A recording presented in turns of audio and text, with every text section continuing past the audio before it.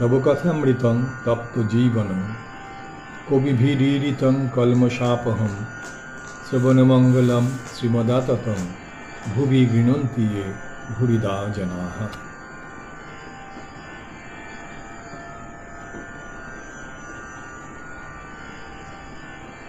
গতকালকে পরের থেকে পড়ছি। গৃহস্থ ও তমগুণ। শ্রীরামকৃষ্ণ। লোকের সঙ্গে বাস করতে গেলে দুষ্ট লোকের হাত থেকে আপনাকে রক্ষা করবার জন্য একটু তমগুণ দেখানো দরকার, কিন্তু সে অনিষ্ট করবে বলে উল্টে তার অনিষ্ট করা উচিত না। এক মাঠে এক রাখাল গরু চড়াত। সেই মাঠে একটা ভয়ানক বিষাক্ত সাপ ছিল। সকলেই সেই সাপের ভয়ে অত্যন্ত সাবধানে থাকত। একদিন একটি ব্রহ্মচারী সেই মাঠের পথ দিয়ে আসছিল। রাখালেরা দৌড়ে এসে বললে, ঠাকুর মহাশয়, ওদিক দিয়ে যাবেন না, ওদিকে একটা ভয়ানক বিষাক্ত সাপ আছে। ব্রহ্মচারী বললে, বাবা, তা হোক, আমার তাতে ভয় নাই, আমি মন্ত্র জানি। এই কথা বলে ব্রহ্মচারী সেই দিকে চলে গেল। রাখালেরা ভয়ে কেউ সঙ্গে গেল না। এদিকে সাপটা ফনা তুলে দৌড়ে আসছে, কিন্তু কাছে আসতে না আসতে ব্রহ্মচারী যেই একটি মন্ত্র পড়লে অমনি সাপটা কেঁচোর মতন পায়ের কাছে পড়ে রইল। ব্রহ্মচারী বললে, ওরে, তুই কেন পরের হিংসা করে বেড়াস? আয়, তোকে মন্ত্র দিব। এই মন্ত্র জপলে তোর ভগবানে ভক্তি হবে, ভগবান লাভ হবে, আর হিংসা প্রবৃত্তি থাকবে না। এই বলে সে সাপকে মন্ত্র দিল।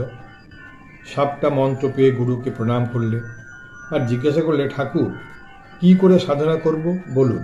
গুরু বললেন, এই মন্ত্র জপ করো আর কারো হিংসা করবে না। ব্রহ্মচারী যাবার সময় বললে, আমি আবার আসব। এরকমই কিছুদিন যায়। রাখালেরা দেখে যে সাপটা আর কামড়াতে আসে না।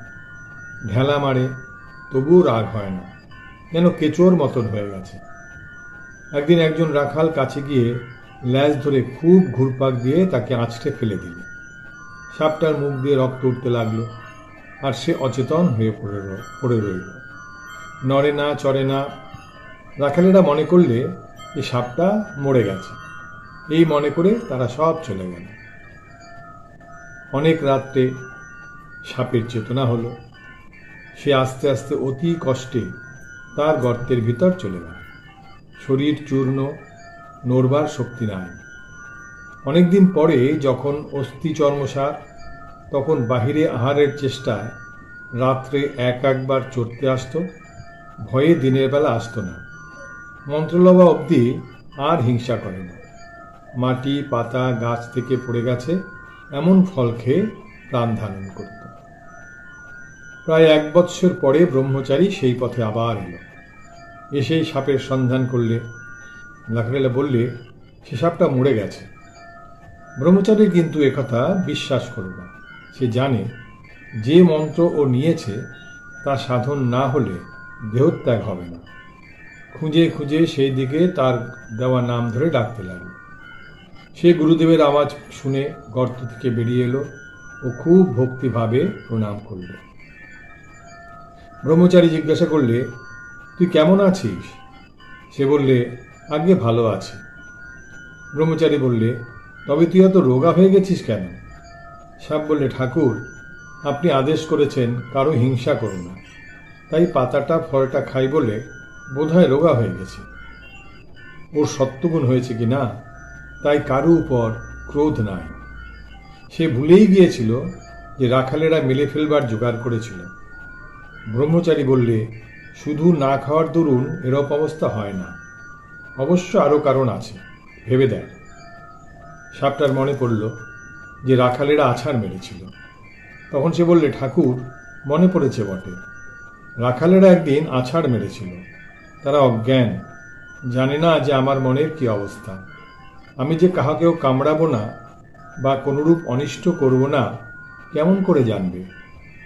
ব্রহ্মচারী বললে, ছি, তুই এত বোকা, আপনাকে রক্ষা করতে জানিস না।